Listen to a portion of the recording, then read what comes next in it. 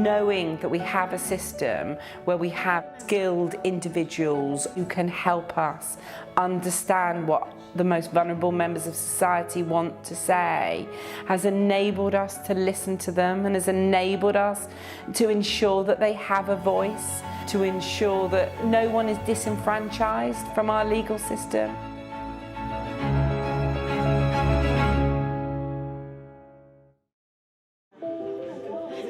Did you paint it? Can you tell me your name? Matthew. Matthew. And how old are you, Matthew? 12. Everyone has the right to be heard when they find themselves involved with the justice system. But that can be a real challenge for people who have difficulty communicating. My job is just to help work out how it's best to ask those questions so you can give the best bit of information that you can. My son, he has a diagnosis of Asperger's autism, which means that he cannot process the language like you and I would. Well, my brother has special needs. He's got learning difficulties and he's also disabled. He doesn't really take everything in. Information needs to be broken down into smaller pieces for her to understand. People's ability to communicate may be affected by different factors. They may be children. They may be adults with learning disabilities, neurological problems such as a stroke, physical disabilities like cerebral palsy, or mental health conditions. They may be too traumatized to communicate, or they may be vulnerable older people.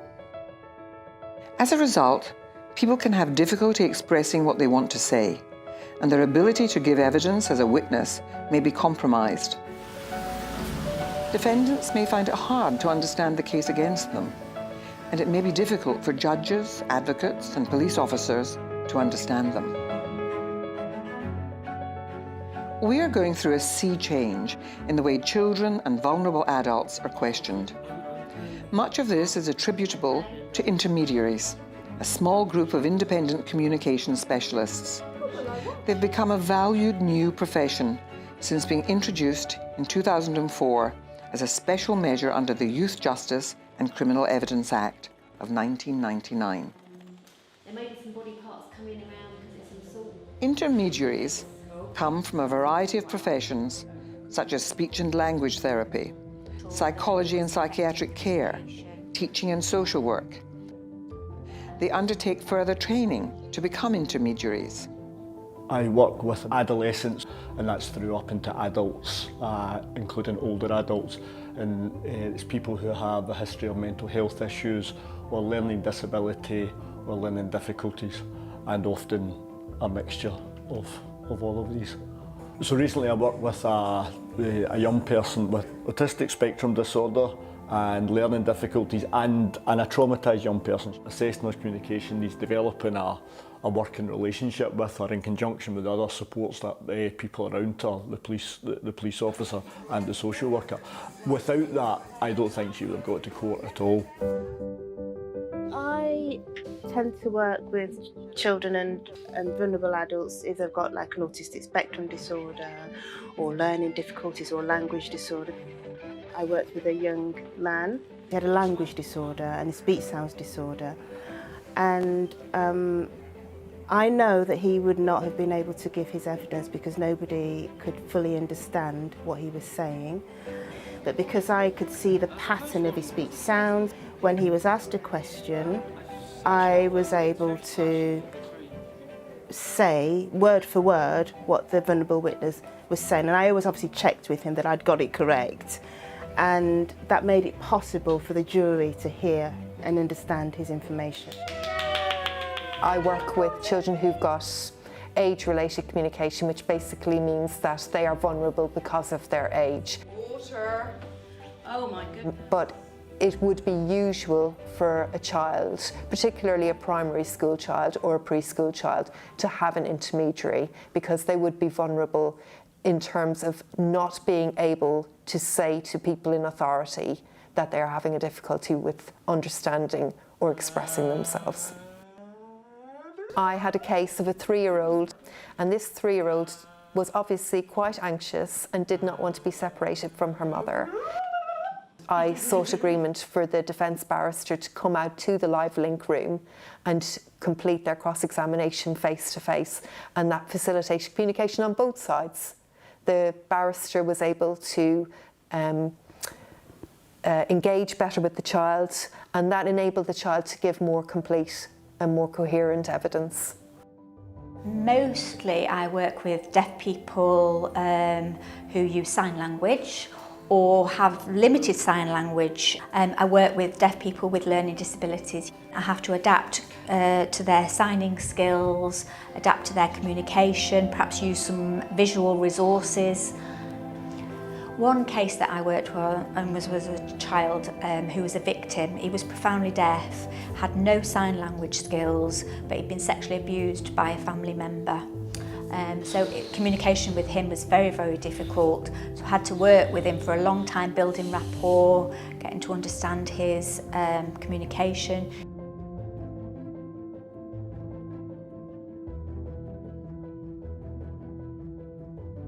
The role of the intermediaries is set out in law. Intermediaries facilitate communication with witnesses and defendants who have communication needs. Their primary function is to improve the quality of evidence and aid understanding between the court, the advocates and the witness or defendant. Intermediaries are impartial. They do not represent or support a vulnerable witness or defendant. They are there solely to facilitate communication. The importance of the intermediary's independence, again, is set out in law, so I'm going to read that again. Intermediaries are independent of parties and owe their duty to the court. He's got good communication when he's actually speaking himself. His vocabulary is good. He can give you a really good narrative. I try not to think about the details of the case. I'm there to assist both prosecution and defence. I'm there to assist the judge. If we can explain to him what the offence is accusing him of doing and see whether he admits that behaviour. That I'm part of a team rather than being a team of people within the courtroom rather than being part of either defence or prosecution. And sometimes it helps to just draw something rather than really explain. Intermediaries can assist at all stages of a case, at police interviews and video identifications, in pre-trial planning and at trial. Their role begins with information gathering and a communication assessment. So I might look at things like, can they give me a narrative account of something not associated with the offence, but what's their narrative account like?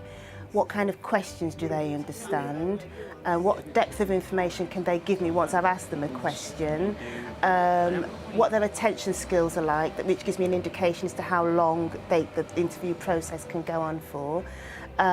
What kind of resources will help focus their attention if their attention is not very good. So for example, with a child, I may do very much play-based assessments. Which is the hardest riff to play? With an adult, I might be doing that more conversationally. Sometimes it looks so natural, the conversation, that people don't actually think I'm assessing. So he met with her on several times, sometimes just for a cup of tea and a chat. He was understanding how to ask questions, how to direct them, how to put her at ease and make her feel comfortable. With the vulnerable person's consent, intermediaries may also gather information from people who know the person or who work with them, as well as from medical and social reports.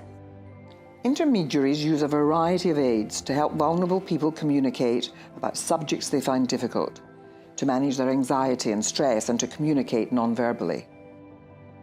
So I've got a range of fidget objects here.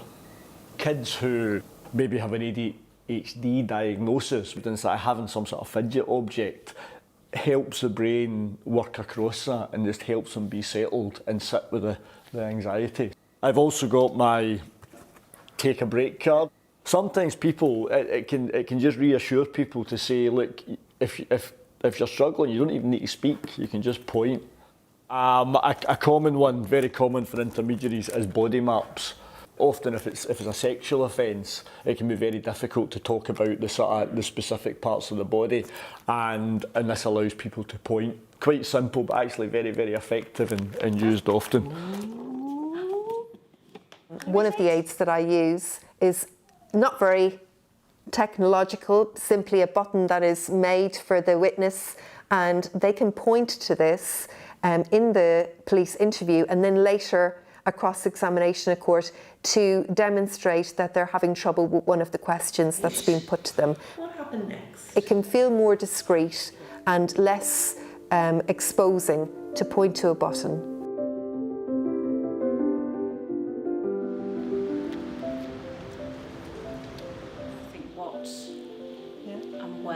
Intermediaries help police officers to plan their interviews with vulnerable witnesses by suggesting how questions and answers will be most easily understood.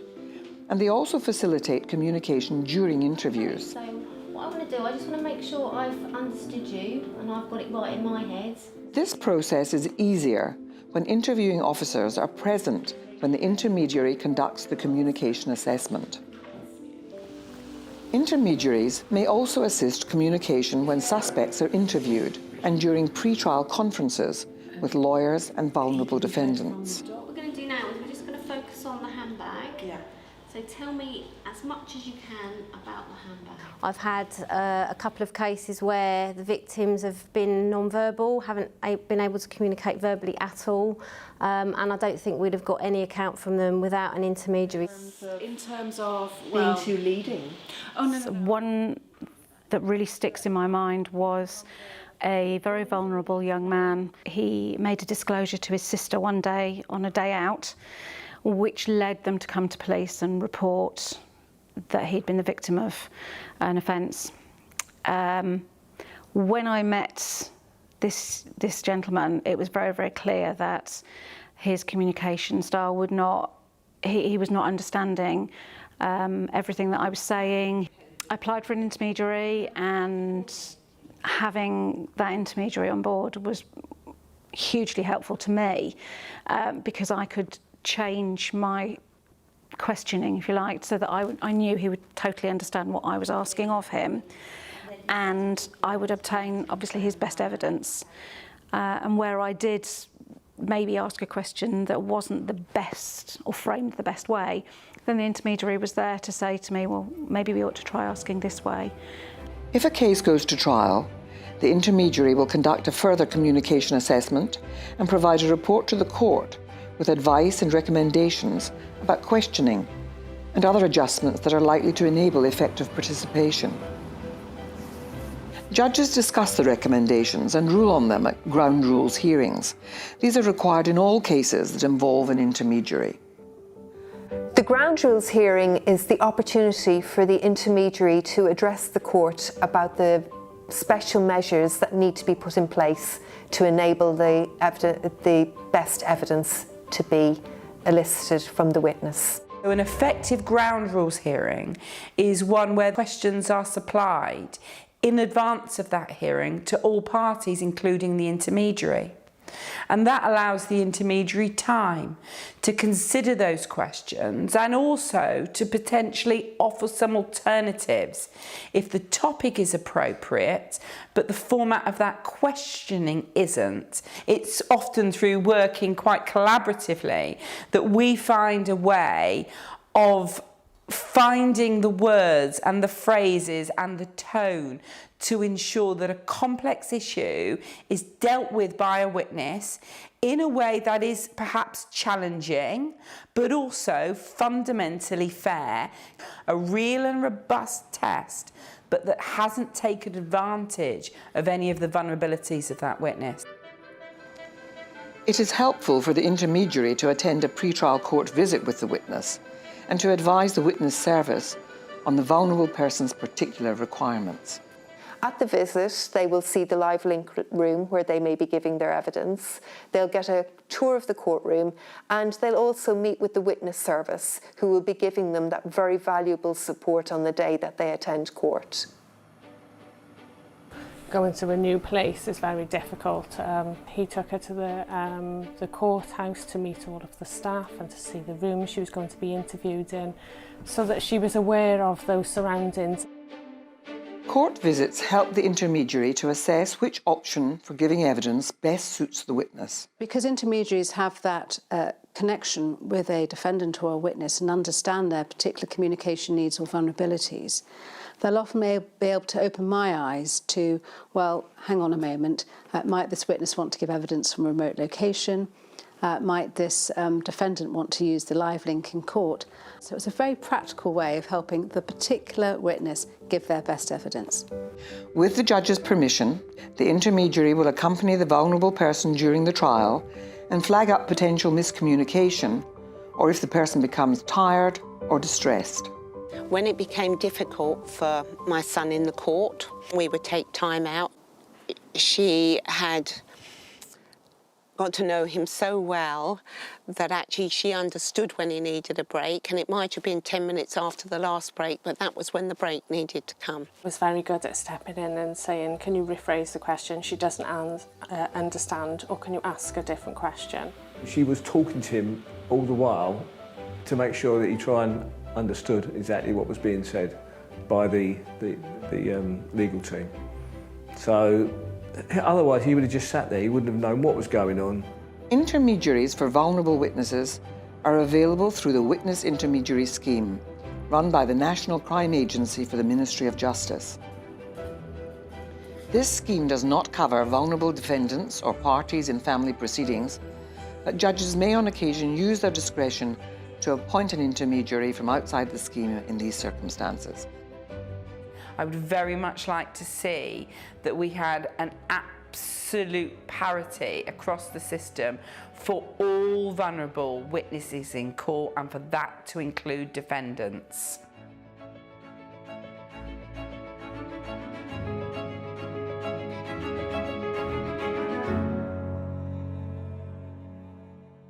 My experience of working with intermediaries has certainly changed the way that I work. They have helped judges understand that there is no one-size-fits-all for all witnesses and defendants. And I think we're now far more alert to what an individual, in fact, needs and requires to give their best evidence. I think now it would be in consideration in every single case I have, whereas before I might have just thought I can go and do the interview, see how I get on. Now I wouldn't even consider doing that without having first considered an intermediary, and I would prefer to have an intermediary every time if I could get one.